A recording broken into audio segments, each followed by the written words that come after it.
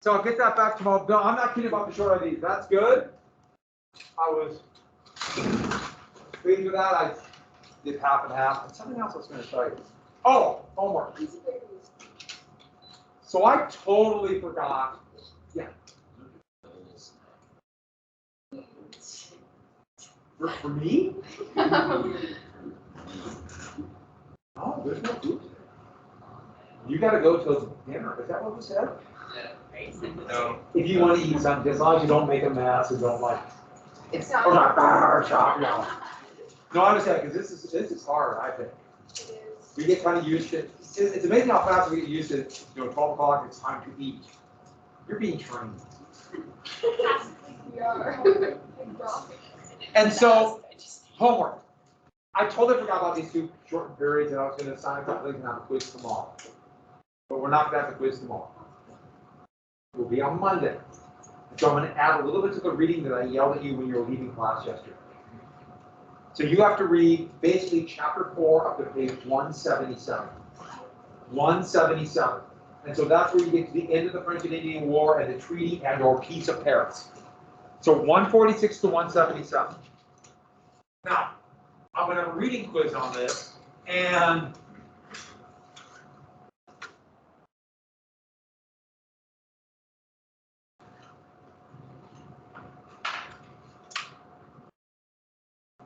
did we get to Thanksgiving? No. I mean, we got to like yes.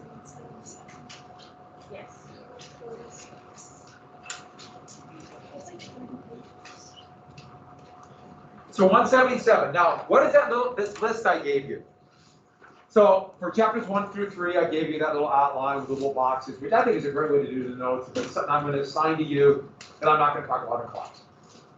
But since these are things I'll talk about in class, or these are a supplement, I'm just going to give you the terms you need to know from the unit. And so when I give you the quiz, it'll be terms from this. So from the beginning to the Peace of Paris, on that first column on Monday. Those will be the answers. I don't know which ones. And for the first few quizzes, anything you jot down for these in your own personal notes, you can use on the quiz. Okay. A few quizzes down the road, then we'll quit that. And now you have to start knowing. You jot down stuff. But like anything else, the more you do it, it really does become easier. You start thinking and putting things together, it starts chunking together. And I'll do this, and you notice it's handy bookmark size. So I call them bookmarks. Because I am so nice and only care about you, I gave you a gift. A bookmark. You're welcome. And I can see from your bright and smiling faces that you are shocked by this bit of generosity on my part. No teacher, nobody's ever given you a bookmark before. And I've done it. I don't have Huh? You don't have one? one. So you did not do. Who was supposed to hand them out? I was. I didn't get one. You have one? I have one. You have one? We have one? Did I give them back? I don't think I have them anymore either. Make a play. You gotta make a play. All right, so I'll do that for units. And you notice chapter 4 is huge. It goes all the way from the colonial economy through the Declaration of Independence. And this is a massive chapter. So we're chunking in a couple bits. All right. So where are we finishing here? Did we get to Squantum? We did. Did I tell you about him being enslaved? Yeah.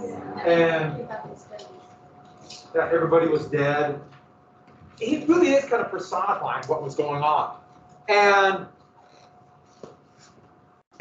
yesterday, remember we talked about indentured servants and those fornication laws. And why did the indentured servants who were frankly raped by their masters, why did they keep their mouths shut? Because what would happen to them if they opened their mouth? Yeah, whipped. And also they might have to do what? Yeah, serve longer. Huh? And they never could pay it back because they don't have any land. So you think about the anger over the way they know they have no rights at all, and then they're finally free and they get the rotten head right. And by the way, that's something I was really happy to see in Bacon's Rebellion. People talk about, basic elements. Explain what it was real quick, and then went to, that led to slave codes and style of thinking. That's such an important thing to tie together.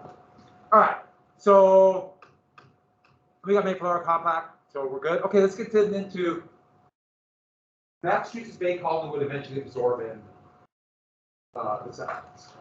And it was not a pleasant absorption. But Plymouth was never a very big colony. They were never, so many more Puritans came. They were similar, but the separatists thought that the Puritans were kind of heathens. I should have, oh, this is supposed to be them on Plymouth Rock. And I love this is a thing that would be in Plymouth. So Plymouth Rock just became a big tourist trap because, of course, no, they did not land on Plymouth Rock. It was just uncovered by some sand. And did I tell you how they dressed? Yeah, not with big buckle or all in black. They had clothes, not many pairs, because clothing was expensive in pre-industrial revolution. And how did they get married? In the nude, obviously. But what a Thanksgiving. So 1621, supposedly the first Thanksgiving took place, and this was when I was told at school, when I was at elementary school, we did a Thanksgiving play, where I held the ball. I was really good. I stole every scene. Huh? I literally just sat there. But I was magnetic. And I remember being told, the separatists had their feast and invited the local tribe, the Wampanoags, to participate. Here they are giving them the food. By the way, what food did they serve? First, we all heard fried turkey and other foods, for that are from the Americas. And of course, this is all perfectly true, correct? Well, first off, they didn't know about this until about the 1820s, in the 1820s when a letter was found mentioning this. And all this was a harvest festival. Ever since there have been people growing crops, which we have to go back to about 9,000 to 10,000 BC in the Middle East, they've been having a harvest festival. This is no different. This was not radical. In fact, they called it Thanksgiving in the 1830s. It wasn't called that because New England was kind of having this, they wanted to start tying into their past. This is part of kind of developing a national identity, what's in the United States. For Puritans, a Thanksgiving was a day-long fasting where you don't eat. That's Thanksgiving to them. So I think most people think of Thanksgiving is slightly different than that. Turkey, maybe, but that wasn't the big meal. That wasn't it. In fact, the Wampanoags, they weren't invited. They just showed up and they brought the food. And what food? Something that was seen as such a delicacy that it was kind of a hit. Venison. They brought venison. Why was venison such a big deal? In England, especially when they started kicking people off the country estates, only the wealthy could hunt the deer. And so regular people, they couldn't get deer, so venison was like, wow, what a treat. Turkey. There became more turkey cultivation and domestication in the 1820s and 1830s. So let's sell some turkeys. And then after the Civil War, it became more of a holiday. By the way, why is it November if it's an autumn festival?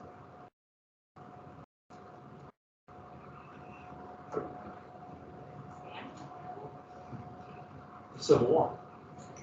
After the Battle of Gettysburg, in November, they were dedicating the cemetery for the thousands who died there. That's what Lincoln gave the Gettysburg Address.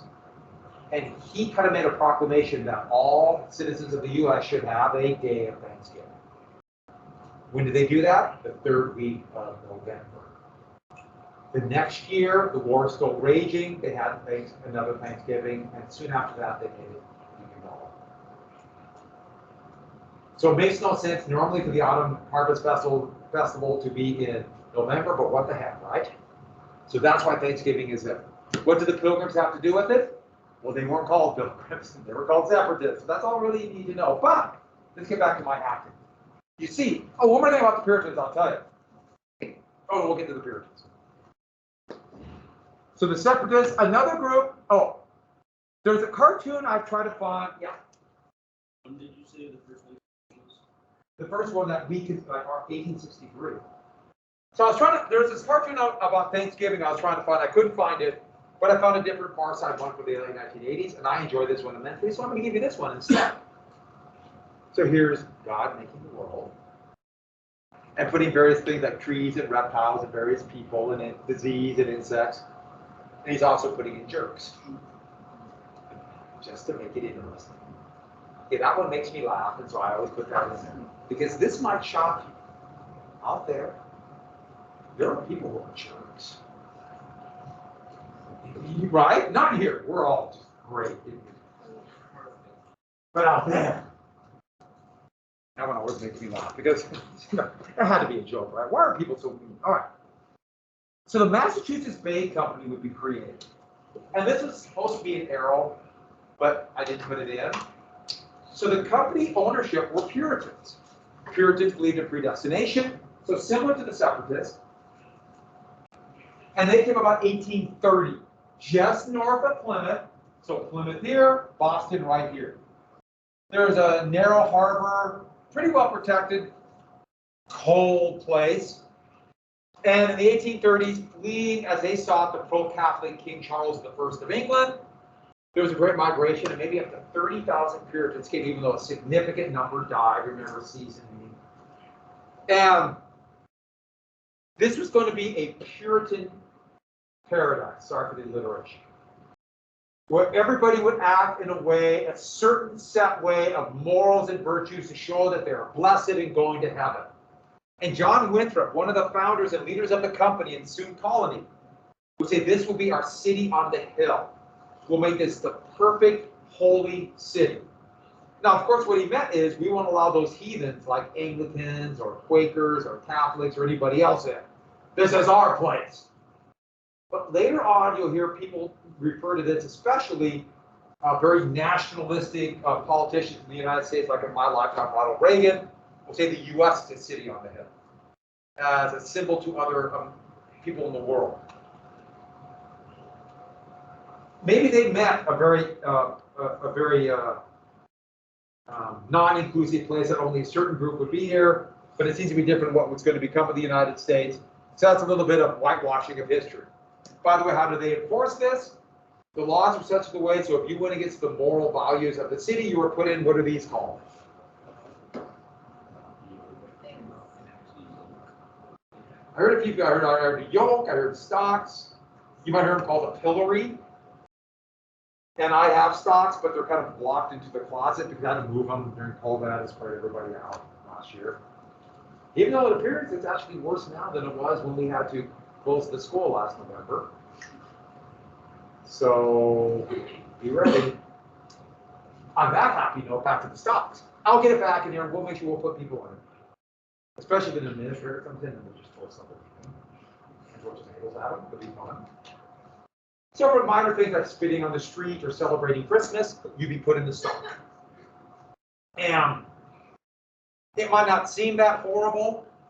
Your back's at a weird angle, and so it hurts so bad. What if you're short? Huh? Grow. Hi, Rhode. No, the see him on a block. That's like step on the block. And then they'll do things like throw stuff at you. And think about bad things that will be all over the street. With that.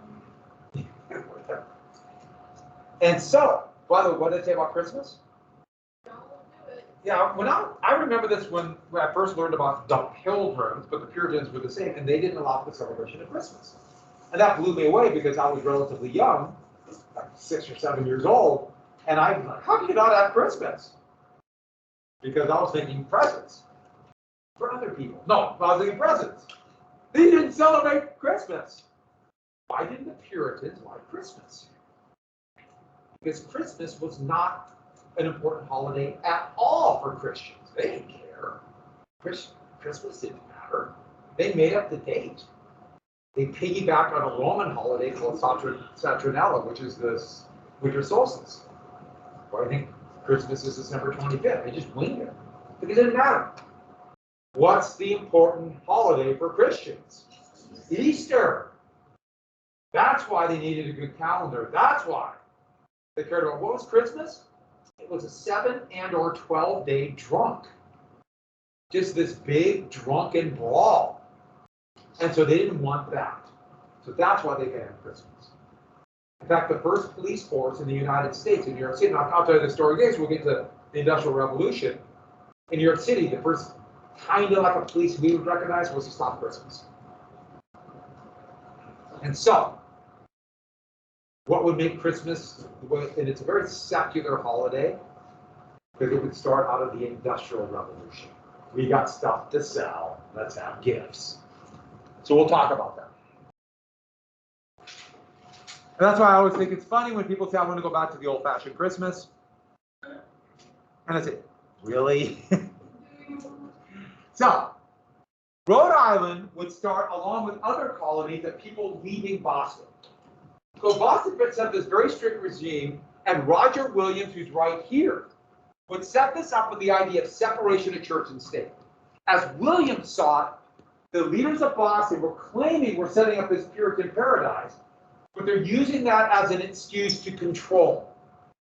And he had a good knowledge of history, even though, and Williams was a zealot when it came to Puritanism, for Puritanism. What's a zealot? Zealot, a very strong belief. But he thought we got to have a separation of church and state, so the state doesn't tell people how to follow their religion. Has everyone got that?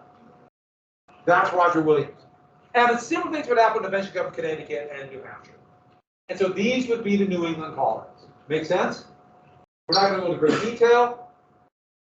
This is the Roger Williams statue in Rhode Island.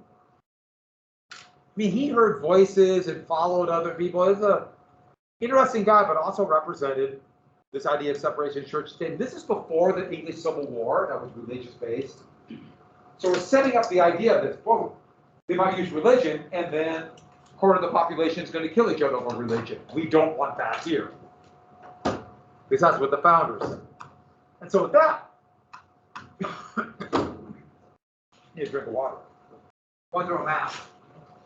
The Massachusetts Bay Colony would form, or Commonwealth.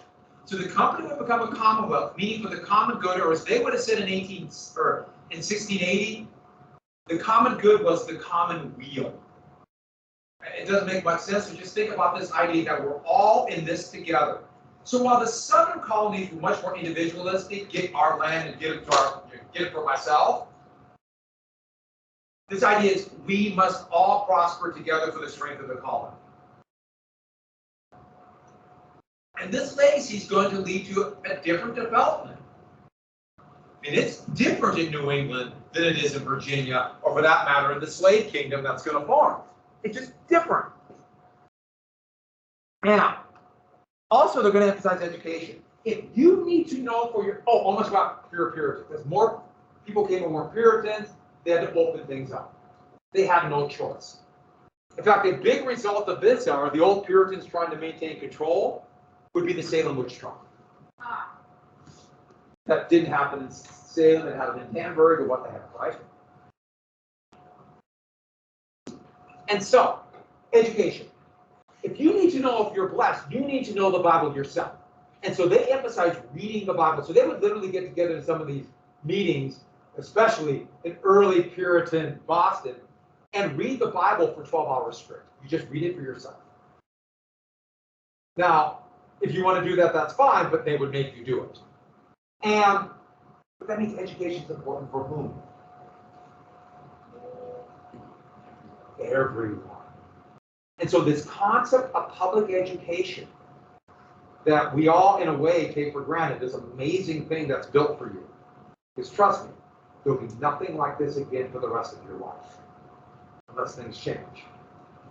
And you know what I'm talking about when you pay thousands of dollars for one college credit. You'll never have this again. So this is an amazing thing. And by the way, that's where my friends from Canada and or Germany or other places who look at it, you guys are crazy in America. Because they do not go to college. You guys get paid. It's only about 500% more than what I paid. Right? That seems fair, right? You're 500% better. We'll talk about this. This actually is a part of an economic philosophy. And also remember what I told you about Bacon's Rebellion, or the fornication laws, and some people, the laws are kind of rigged. Well, college-age people don't vote. They can, but they don't. Some people can't. I can't. But you'll be able to vote next year, is my guess. No, 2 years. barely. And I'll be in college by then. Oh, so you'll be 18 when you get to college? I will be 17 when I go to college. Oh, wow. I guess my nephew's like that, too. He turned 18 his first month in college, yeah. Who here is, are most of you like 16? Anybody 17? You don't know? 2 days, you're close. The old timer. Kind of wise compared. You can see, I can see the more mature of it. More mature. Yes, I know people who are 70 are very immature. Moving on, which is not a bad thing, I would argue. But they're educated.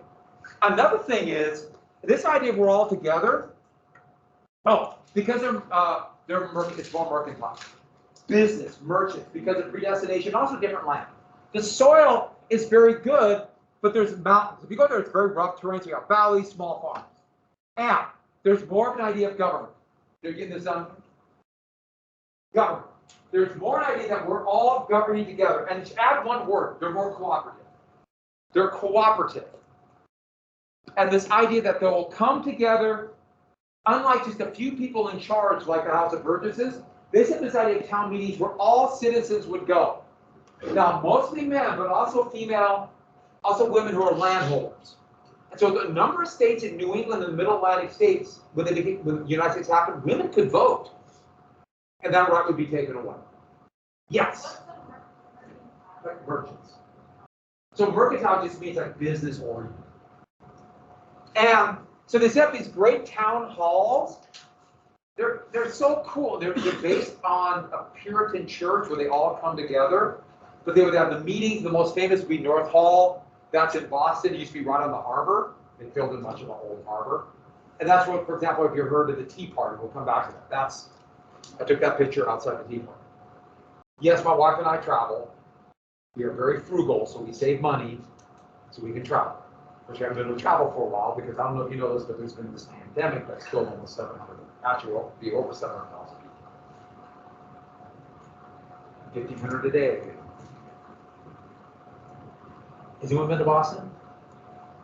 One? It's a cool place. Yeah. Really good food. Anybody hungry? Let me tell you about the food. Okay. Because if you're hungry, it's best to think about food. It's just like when you have to go to the bathroom, you think of waterfalls. Moving on. So the more cooperative, it is much different. So those are the New England colonies. Vermont, it was kind of in the middle. They would try to form their own country. But eventually they'd become one of the first states after the creation of the United States with the Constitution. So, the Middle Atlantic. The Middle Atlantic ones are very cleverly in the middle between New England and the Chesapeake colonies. Thus, Middle Atlantic. It's like the Middle East. Here's England. The Far East was China. So what's in the middle? Egypt, Palestine, etc. That's why it's called the Middle East. Well, the New York was a Dutch colony. The British would take it in a series of wars in the 1660s from the Dutch. The Dutch were really powerful for a while, really strong navy. There's just not a lot of Dutch. But the Dutch, really cosmopolitan. A similar colony, even though for different reasons. Oh, I almost forgot something. So along the Hudson, the Dutch would have a bunch of big landholders of Dutch relationship, or Dutch descendants, Stuyvesants, a few others. A very famous descendant of the Dutch were, have you heard of, let me throw a couple names out, Teddy or Franklin Roosevelt. They're Dutch, old Dutch wealth. So, Pennsylvania, a little bit south, another very open and cosmopolitan colony would be created by William Penn as a place for religious freedom, but especially for Quakers like him. Yes. Cosmopolitan is this idea you have different people from all over the world, different culture, all in one place. like Helena. Think about cosmopolitan we are, but I'm going to throw something at you. New York City is actually more cosmopolitan than Helena. Wow. They have more than 2 McDonald's. Wow. And I'm going to tell you one other place. If you think of Montana as so cosmopolitan, New York City is even more cosmopolitan than Airlines. Yeah. Does that just blow your mind? So that's what it means, like all these people and culture. And that is the great thing about the Dutch were very, Dutch were kind of a place for all free thinkers to go in Europe. And so you go to New York City, I mean, it's really, it's kind of amazing. You can be walking down the street and see just restaurants from every part of the world. Once again, I'm back to food. It's just things like that. But the Quakers were the Society of Friends, and they are basically pacifists. They believe in open religion. They were relatively opposed to slavery, even though Pennsylvania had slaves. They would quake in this kind of religious ecstasy, and so they mocked them by calling them Quakers, and they just adopted the name. Oh yeah, we'll be Quakers. But they believed in peace and openness, and that's why Philadelphia would become the city of brotherly love. And Philadelphia is the first place I saw a mugging. I saw somebody get mugged. And so that is the city of brotherly love in my heart. I will tell you about the mugging because Philadelphia is also where the Declaration of Independence would be written. I'll tell you that story then. Has anyone else seen a mugging? Pretty cool. It was actually, it wasn't scary. It was just weird. I'll tell you the whole story later. New Jersey would be a private colony. And the idea was they just kind of carved that out to not give it to William Penn. And they're also, even though they're considered middle length, they're all seen as a bunch of hicks and yokels. A bunch of farmers and there's nothing but cows there. And there's going to be a resentment in New Jersey, especially for New York City, to this day. Delaware is kind of split between Chesapeake and Middle Atlantic. And so there would be more government. So closer in government, the idea that we must work together, very cooperative. Education is more important there. We live in Montana. Montana has elements of this that would go into Minnesota, but we also have elements of the West or the South that would kind of sweep into here. You notice we have elements of both here. And right now, I think that Southern ideology is definitely taking over Montana. Speaking of that, what of the South? The big slave kingdoms. This slave empire. So slaveholders from the Caribbean or their descendants went up first to South Carolina. And it was very class-based, meaning aristocracy. This happened, for the most part, after it's really beginning to be populated after Bacon's Rebellion. So the slave codes were really strong slave codes. A strong militia to put down slave rebellions, and a tiny group of planters on top. South Carolina is very swampy, and so actually because of the malaria, not a lot of people of European descent live there, and they all live on the coast. So South Carolina, the first one of these, is going to have a high percentage of slaves. So they're going to have the most wealth in slaves and the greatest fear of slave rebellion. And this would be the way it would be all the way through the 19th century. So does anybody want to guess what the first state would be that would secede and start the War of Rebellion, as they called it then? Yeah, South Carolina, and all the states of the slave kingdom. So they create this society based upon slavery. And their view of government and cooperation, they didn't like it if it affected the big plantation owners and their slaves. They only like government if it protected slavery. And so you have this anti-government feeling there because they're worried it might take away slavery. It's now dominant in the United States. North Carolina, the land wasn't quite as good, at least it didn't appear at first. So even though it started, and it is kind of the slave kingdom, it wasn't that heavily populated. Georgia was all swamps and alligators. And so it started as a debtor's prison, but eventually became part of that slave kingdom.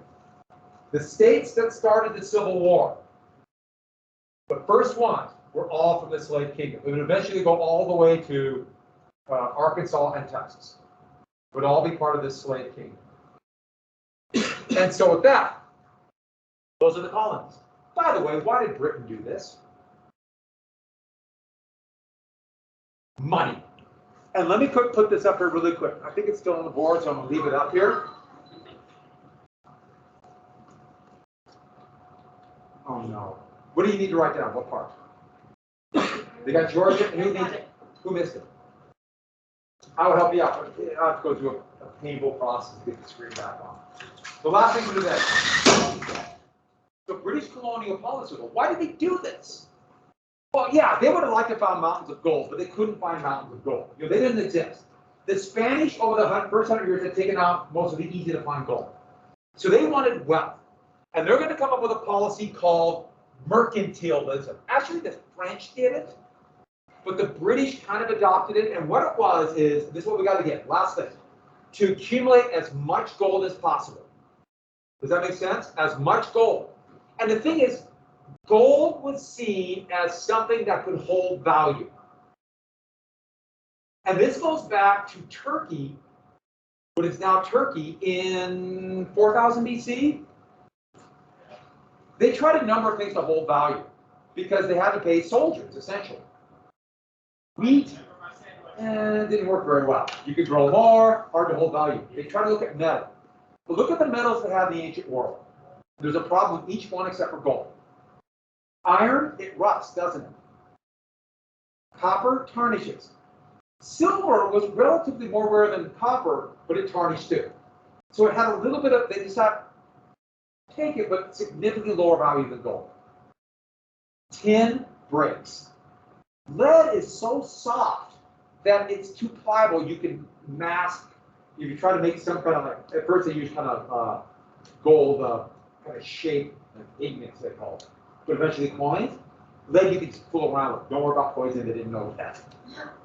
Gold, it's soft enough to shape, but it's harder than lead. But too soft to use as a tool. It's relatively rare, but here's the big thing. Gold does not tarnish. So gold can keep this look. So there are more rare metals, but gold didn't have that use, so it became just something as a placeholder. Does that kind of make sense? And so why is gold valuable? It was just decided. The same reason why later on they would decide, well, gold doesn't need to be money anymore, we'll just make it paper or a dream. Because money is not real. Money is now just a number on a computer screen. We just decide it's worth something. So what's the, it is a kind of difference, but not a big difference. But that's gold. Here's the thing. There's only so much gold in the world. So how do you get it? You got to take it from other countries, or they're going to take it from you. What is the kind of trade? What do we call trade where they buy your products? Say it again. Exports. Maximize exports, they give you gold. Because if you buy from other countries, where does your gold go? It leaves. And that's what, just a little expedition tomorrow, and then we'll do a few wars. Wow, right at the bell. You guys can be so jacked after another day of standardized tests. Wait, tomorrow I'll be back. I'm sorry.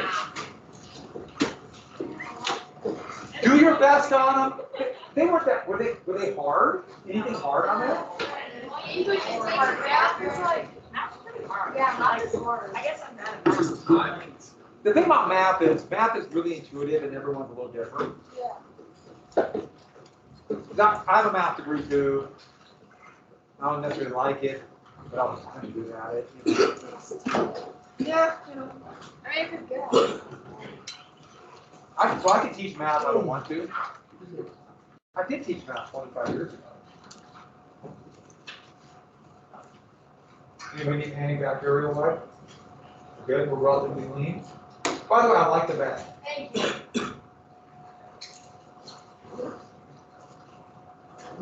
See that? I know. Should I try with this? Take the lid off.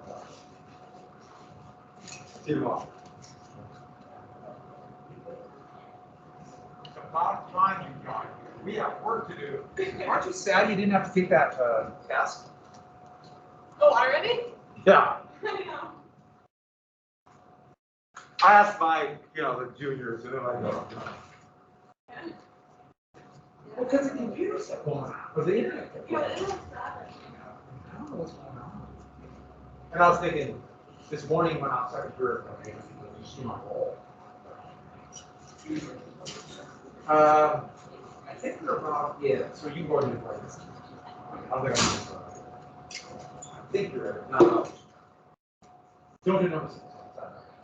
Oh, so just do one. 1 through 5. All right. Yeah. Okay. I was gonna cut them and then I said I'll just. All right, easy. That reminds me, I gotta set the video off.